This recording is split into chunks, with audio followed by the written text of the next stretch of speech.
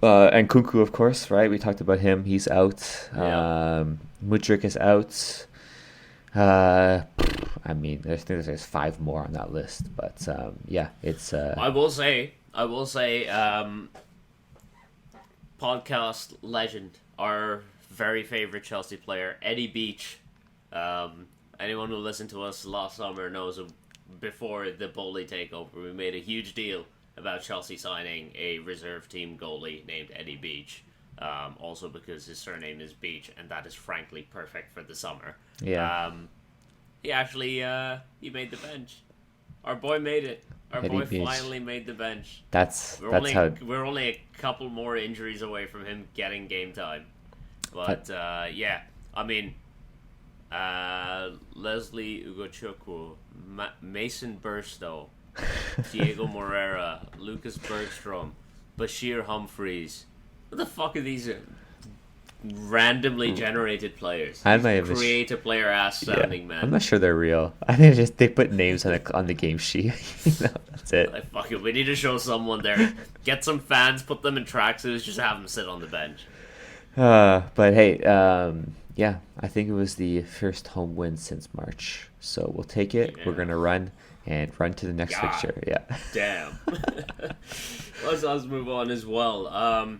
Remember how we were bigging up Brighton last week? Mm-hmm. They got beaten 3-1 at home by West Ham, so we jinxed them. Oh yeah, we definitely jinxed them. Our apologies to any Brighton fans out there. Our apologies to Roberto De Zerbi. You deserved better than that.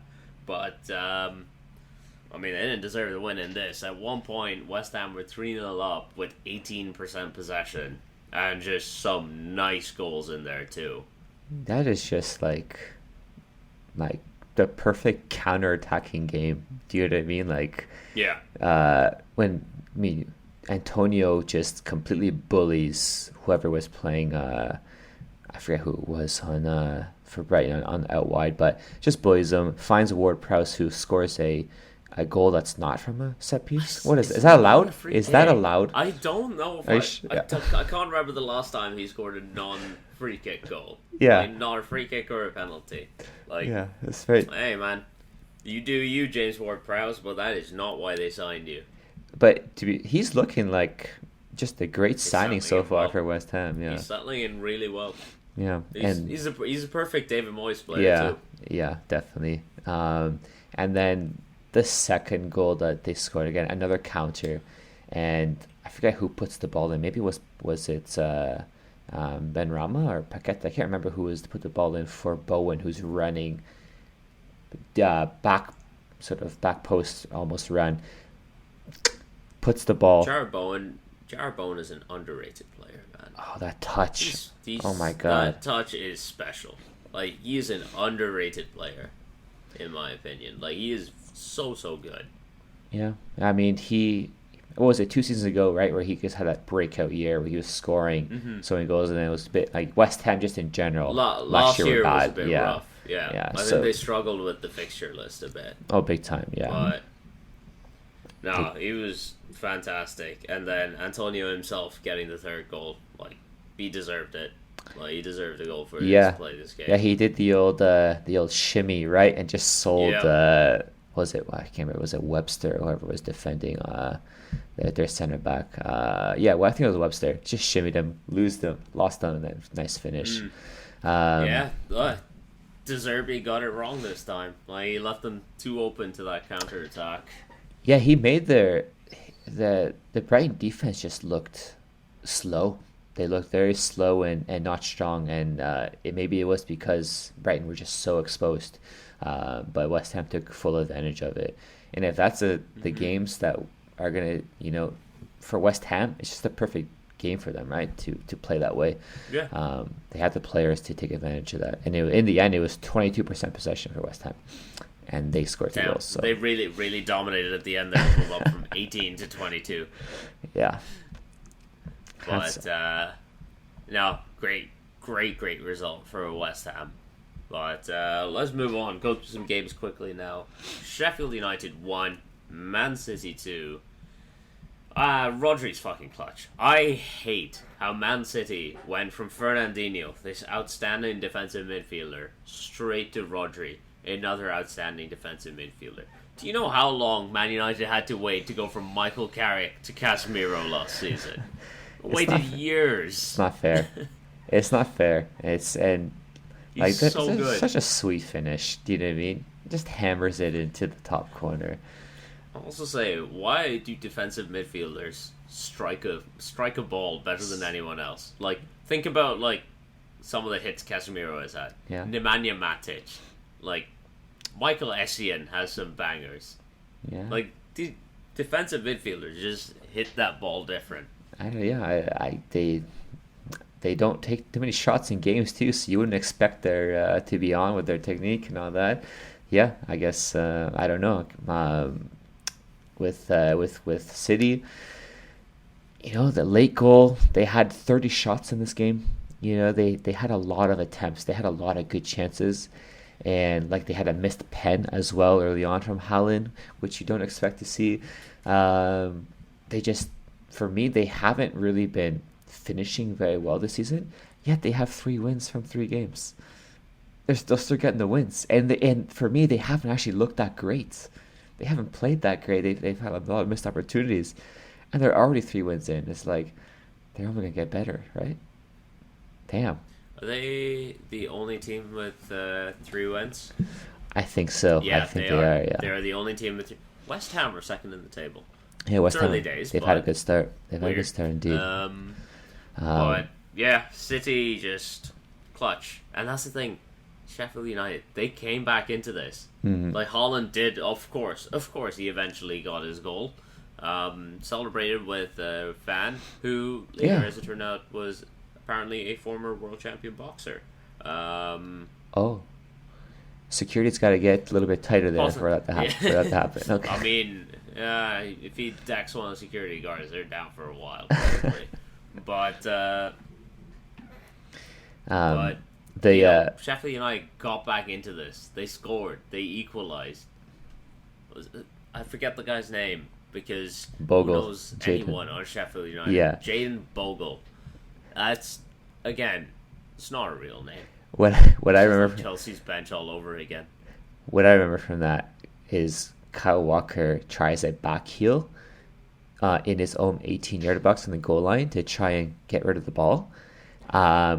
He did. It's an interesting choice. Yeah, he did later on kind of set up the goal for Rodri, but I don't think Pep's going to be very happy with Kyle Walker doing that stuff in his box.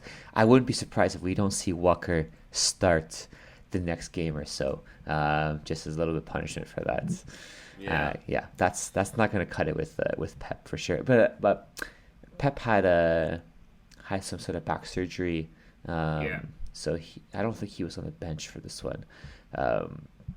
No, he wasn't. He wasn't. He's gonna miss. He's gonna miss a few as well. Gonna miss a couple games while he recovers from that. But yeah, City do it when they're not their best. That's probably killing him. I would hate to be anywhere near Pep when his team is playing and he's not allowed to be on the touchline. I feel like he'd be insufferable. Oh yeah. Like you'd lose your mind sitting next to that man. Oh yeah. And he has to be probably has to be fairly immobile as well because of. I would imagine so. Yeah. Awful situation, but City roll on, and joining them near the top of the table are Spurs because they beat Bournemouth 2-0. James Maddison getting his first goal for the club. He's settling in really well. Spurs are fun. They are fun to watch, and I can say this because Tony's not here, but Postecoglou is doing a good job so far. Yeah, who is it? Sarr, who set up that goal for Maddison. He's just kind of slotted in that midfield very well. It looked very, very good. Good. So I wonder when it's nice to see Yves Bissouma getting a chance because I was really excited for him when he went to Spurs. I think last year I picked him as my signing of the season. He did, and then Conte refused to play him. Yep. And I was just like, well, fine. He got hurt for a bit, and when he was back, Conte just didn't play him, even though we've seen what Bissouma can do.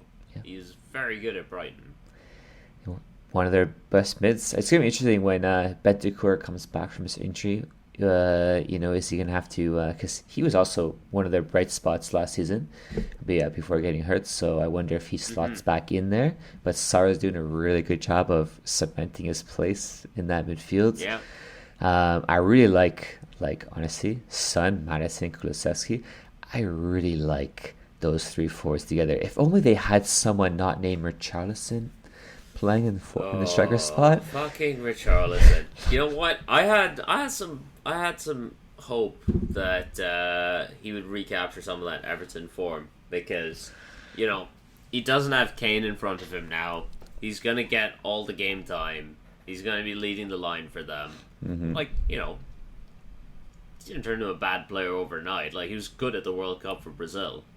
I mean, he's always gonna run. You know what I mean? He's always gonna put in a shift in terms of that. He's got energy. But some of the chances he's missing, doesn't have the quality. He doesn't have the finish. He's not a finisher. Yeah. And when you have a front three of Son, Madison, Kulusevski, who are going to be doing a lot of movement, a lot of changing positions, very fluid in attack, you need someone who's just going to be able to pot in chances. You know what I mean? Someone like Harry Kane, who's just going to be able to pot in chances. They don't have that. If only they had him. Yeah, they only had someone like Harry Kane. Imagine what this team could be. Yeah, I mean, he would have been scoring a few goals already. So, I'm not upset about that because I'm not really a Spurs fan. So, for them to have Richarlison up top, I'm happy with it. They can do all this great football, this great passing, great chances, and spurn them. I'm happy with that. But they haven't been spurning him so far. He's been spurning him, but everyone else has stepped up so far. Yeah. No, I mean, even Son hasn't gotten a goal yet. So. No, but he's he's definitely been instrumental in a lot of their play. He's been way more influential, of course. Yeah. But, Son and Richarlison not getting goals yet. Spurs still yet to lose this season. Mm-hmm. So, and 2 clean sheets in a row as well. Yeah, Vicario. I got to get this guy in my team. Udogie looks quite fun. I like him. And, Vicario, he was shaky preseason. And he seems to be putting it together a little bit now. I was gonna say I like the name Udogie. I like that name. Yeah. Good name. It's a good name. Yeah. Good name. Let's move on to Burnley 1, Aston Villa 3. Ever since getting slapped by Newcastle in game week 1, Villa can't stop scoring. They scored 4 or 5 against Everton. 4 or 5 against Hibernian in midweek in their Europa Conference League game. Now I put 3 past Burnley, and honestly, it could have been more. James Trafford made a couple of very good saves in this one. Tony's cash. Poland's own. Excuse me, Mateusz Cash. That's how you. What's cash in Polish? Cash. We pieniądze, I guess. Money, cash. It doesn't really ring as good of a bell as cash, yeah. So, just say that accent. Say, Kosh, Mateusz Kosh. Yeah, say that accent. Yeah, and when he's scoring 2 goals on you, you got some defensive problems going on right now, okay? Because he should not be. He now has more goals this season than Richarlison does since the start of last season. Wow. Wow, he's got as many goals as I was going to say something about Chelsea's players. How many? Yeah. I mean, you can start listing them. There's a lot of them. I was gonna say, yeah, just name them all. Yeah, you got them. Tony's been telling us, this Emery Aston Villa team, they're going to crash and burn this season. You wait for it. Well, right now, that's not looking likely, at least for a while, given their sort of attacking prowess. Watkins, I know he didn't score. He's looked good leading the line. He's looked good at everything other than the scoring bit so far this season. He did. Well, he did. You said they played Hibernian. He scored a hat trick in that game. He did score a hat trick in that one. I didn't watch that one. I saw good in every game I've watched. He's looked good other than the score.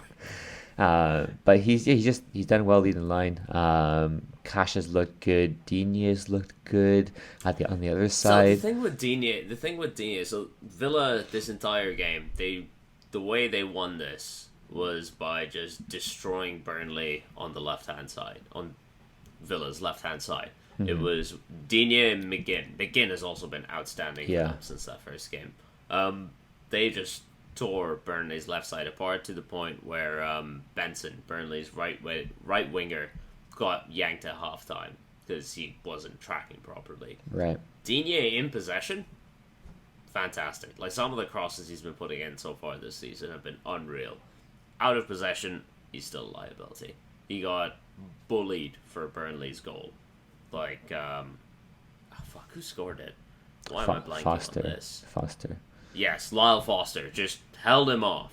Used his butt to just steer him away. Just like Tommy Sunday on the dance floor. Yeah, And exactly, yeah. there's a mental image for you. I really want to release the videos. No, there are no videos, as I remember. There are none. Yeah, they don't exist. I think there are several videos. They don't. Nothing like that exists out there on the internet. No, or on anyone's phone, because they've all been deleted. Right. Yeah, sure. Right. Yeah. I can neither confirm nor deny, but yeah, Villa have looked very good. Diaby has been fantastic. He is terrifying when he's running at you, and the money looks well worth it so far. Yeah. Hey. For me, Wait, Villa. on the flip side, Burnley. Yeah, go on. No, I was just gonna say. I mean, I don't see the crash and burn. I think they've been playing good football so far, apart from the Newcastle game, and yeah, I'm excited to see kind of where they go from here. Yeah, just real quick on the flip side for Burnley. Tough couple of fixtures to open with. They were supposed to have one against Luton last week. They got rescheduled. Would have been nice to split playing City and Villa with that. But they need to wisen up defensively. Because in this game, they were giving that Villa a lot of chances. And if you keep giving teams chances, like, they're going to score against you. It's the Premier League. You're not in the Championship anymore. Like, you see this happen sometimes with teams that played expansive football in the Championship. Once they come up and they continue to try to play that way, they get picked off because of the higher quality of attackers. Burnley need to tighten that up. Otherwise, they could be in serious trouble. Like, I think they have a better squad than both Luton and Sheffield. And I think they're probably in a better place right now than Everton are as a club. So that's three teams that I think off the bat are worse than them. They are in that Wolves sort of range for me. It's a very young team, but, I'm just saying, when you're bringing Nathan Redmond in off the bench, it doesn't fill me with confidence. No. And it doesn't fill me with confidence. Out of their next 5 fixtures, they've got Spurs, United, Newcastle, and Chelsea. Well, we'll see if that's a tough one, but could be a rough go. Yes. So, yeah, we'll see how they can recover from this start. Yeah, need to start tightening up, boys. But, let's talk about Everton. They lost 1-0 to Wolves in the first big sort of almost relegation game of the season. But Everton? They suck. That is. Are you scoring fewer goals than Wolves in a game of football? I mean, it's really the analysis that's on point, because they create chances. They just can't finish. They can't score because they just don't have anyone that's good enough to do it. And they have stats here: 15 shots, 7 on target. And it was like that in their game last week, right? No, that they played. Oh, it was the one against Fulham. The one against Fulham, yeah. Last week they were never that Brighton. close. Oh yeah, it was Brighton. Yeah. And again, they can't do anything with it, and it's sad to see. They were rightfully booed off the pitch at 90 minutes. Through 3 games, they were the only team yet to score. Yeah. Luton and Burnley both have 1 goal apiece, but they've played a game less. Everyone else has 2 or more. I mean, for them, at least they benched Neo Mope. So there's a start. You know what I mean? He sucks, so let's not play him. But they don't really have anyone else to. Well, that's who you gonna play in his place? Because everyone should talk. Everyone should talk Neil Mope. It's not like any of their other players are doing anything. No, that's not true. That's true. And Mope is just taking the hits. And then Calvert-Lewin is injured again. So yeah, unless they start spending money, they can't go forward and assume that Calvert-Lewin is part of the squad. If they do that, and you just keep thinking, "Oh, we'll be fine once Calvert-Lewin is back." They're going down. Yeah, they need to sign some players if they want to stay up in the Premier League. Because it's not going to work right now with that squad, unfortunately. Yeah, that's the thing. Like, Sean Dyche is a good manager for keeping teams up in the Premier League. Mm-hmm. We've seen what he can do.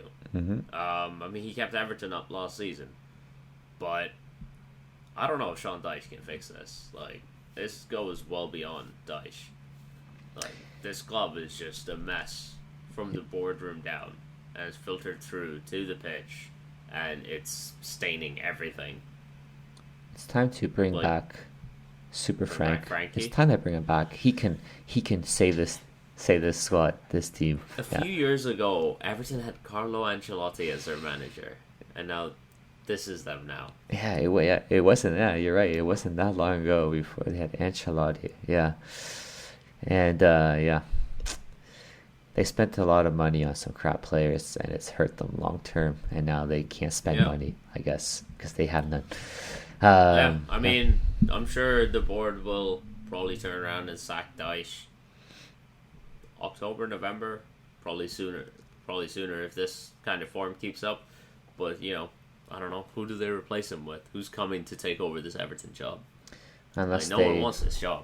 Unless they really just be like, we're getting relegated, let's hire someone that's going to help us next season, and they just come to terms with it. But they won't do that. I don't know if Everton's board has that level of foresight. No, they won't. They will fairly who can save us? Let's give them some money, and we'll go from there. And but hey, when's their first goal coming? It may be next week because they are playing, I believe, Sheffield. So it could come next week. Jesus Christ! If they lose that one as well, what do you do if they lose that one as well? Right?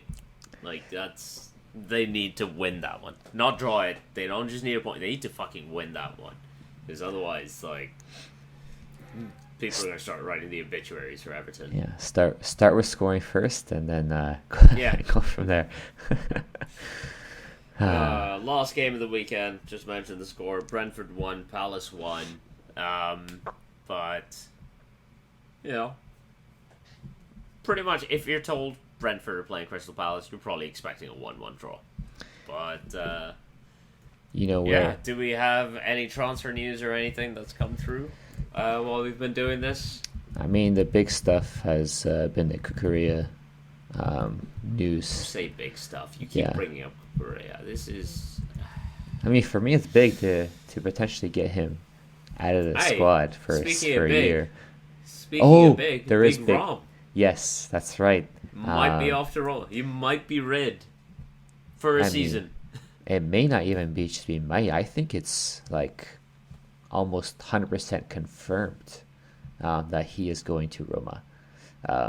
And I think get a loan. Are you going the Man United way of getting rid of your players? I see. You loan them out until their contract runs out. It seems like the only way to do it with Lukaku is this way, because no one's going to spend the money apart from a loan. So it looks like that's going to happen. And if maybe Kukurea goes, then I don't know how gets his guy back. Yeah, I don't know how Chelsea do it, where they kind of got rid of all the dead weight in one summer, which would be absolutely insane. But honestly, I think that it may just work out for both Mourinho and Roma. He's at Roma, but we'll see. Mourinho, Roma do need a striker because of Tammy Abraham's injury, but Roma is good in Serie A. He's proven there. And tell you what, they only have him for a season, so they don't have to put up with when he starts making eyes at another club. Yeah, it's going to be fun to see the reception he gets from Inter and Juve fans, but that'll be must watch games for those for sure. Yeah. Sure, it will not be tasteful, but I think that's just about everything we had to cover. Yeah, Follow us on Instagram and Twitter at 442. Subscribe wherever you get your podcasts. Thank you as always for joining me, Tommy. Pleasure as always, is it? And congrats once more to Tony. We'll see if the hangover is subsided by next week for him. But we should have him back next week, I think. We'll see. I mean, it's United Arsenal next week. Even if he is still hungover. He has to come back. Oh, yeah, he has to come back. Yeah. But thank you so much for listening, and we'll see you next week. Bye-bye.